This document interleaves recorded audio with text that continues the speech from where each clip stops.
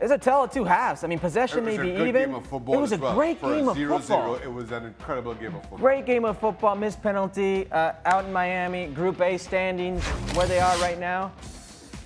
Look at that. Al Ahly, Inter Miami, Porto and Palmeiras, who drew 0-0. We have a four-way tie at first, and Inter Miami, against all odds, is still alive in the Club World Cup. We're going to keep it in Miami. We're going to welcome Alexis Nunez. Listen, Alexis, I follow you on social. You've been everywhere. At least tell me you're staying cool and well hydrated. How are you? He follows you. Yeah, he better follow me. But Herc, you're not that far behind. I mean, we were literally just in North Carolina for TST, burning in the sun. And now I can confirm that I am here in Miami, also burning in the sun. But I'm bouncing back and forth from Miami to Fort Lauderdale to West Palm Beach. And then tomorrow, the most magical place on earth known as Orlando. There we go. Because of Disney, of course. There we go. Hey, Alexis, listen, I'm a believer in the Club World Cup. It's a tournament that I played in before. But I was very skeptical about this Club World Cup, especially the opener. Al Ahly, I know it's an Egyptian powerhouse against Inter Miami. I know it's Messi. But I was having doubts about what the vibe would be if people would show up. What was it like? You were there at Hard Rock Stadium. Yeah, Herc, you're not the only one that was having skeptical vibes heading into this. I was honestly as well, because when we arrived, even in Orlando, to start our coverage of Bayern Munich, who got here a little earlier than some of the other heavy hitters like Real Madrid, who only arrived yesterday, I really didn't notice that much signage. I didn't really notice that many promos. I didn't really feel the vibe in the city. And I figured, you know what, when I come to Fort Lauderdale and Miami, that's a little bit of a stronghold for Inter Miami. Messi mania. We remember the scenes of the Copa America final last year, Argentina, Colombia. We know that there is a strong Latin American presence here that loves their football. But still, it was pretty quiet, just a lot of people on vacation and going about their daily lives. So I was worried with all the reports suggesting that the ticket sales for FIFA were not going well. We talked about some of the issues FIFA were having and what they were doing to combat it, like slicing prices. Tickets that were back in December $300 plus US dollars now were being sliced to about $50, $20, even as low as $4 for some college students that were at Miami-Dade College. Just anything to get some bums in seats for this one, because let's be honest, Lionel Messi is going to take a pitch to an empty stadium. That's absolutely unheard of. Then we heard of some other maneuvering that they were doing, and we were wondering if that would happen at the Hard Rock Stadium. We heard that they were planning to close the upper bowl of the stadium, but that was only confirmed to be done in Seattle and in Philadelphia to kind of upgrade some fans as well to some closer seats down below to make the stadium look a bit more full.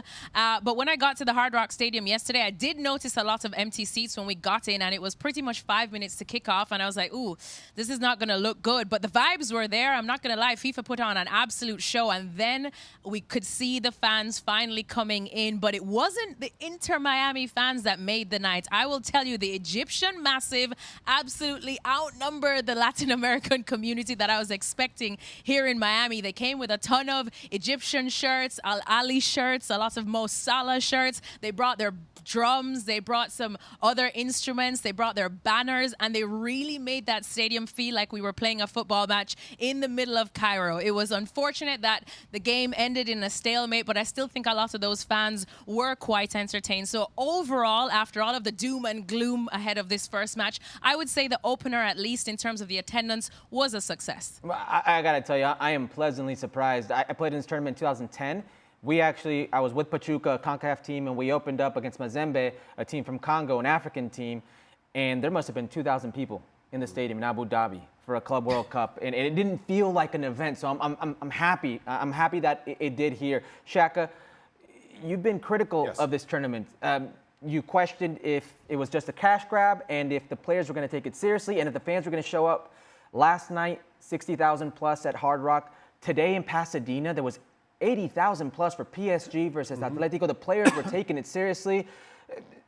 Have you changed your tune at all, or do you still feel the same way? No, absolutely. I think what you saw, both in terms of attendance and in terms of how teams approach their respective games, in particular this Al Ahly against Inter Miami game and the PSG Atletico game, it caught me entirely by surprise. And I hold my hand up and admit I was very cynical going into this tournament as to how teams would approach it, as to how fans would approach it.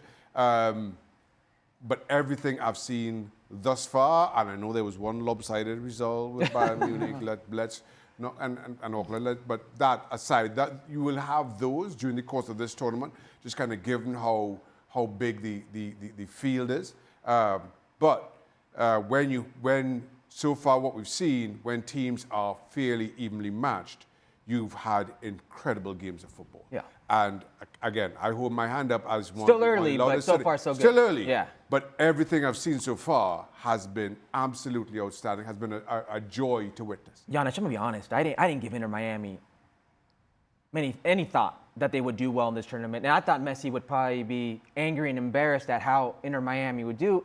And yet that second half from Inter Miami, from Messi, he almost single-handedly won Inter Miami that game.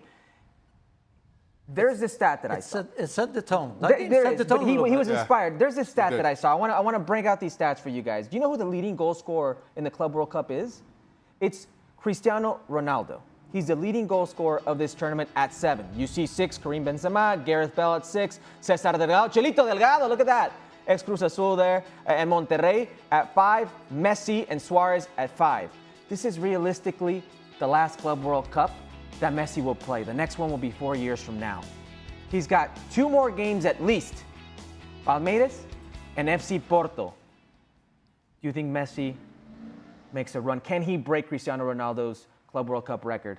Yeah, I guess why would I be stupid enough to say he can? It's still Messi, right? I mean, of course he can. And when you say, otherwise, he proves you wrong. So, look, he absolutely can. I mean, it's not the time to talk about where he's going to go down in history because it's preference, right? One of the greatest in the world. I think this first game set the tone, by the way.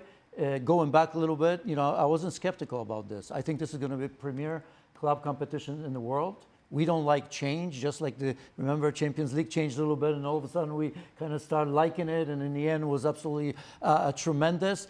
Everything takes time, considering the fact that you don't have the Liverpools, the Barcelonas, Manchester United of the world, because you have to start somewhere by rankings. Once you're going to get that, you'll see already how much money is available to the teams. You also see everybody's putting out the best teams. We're talking about players being tired, Christian Pulisic and some others.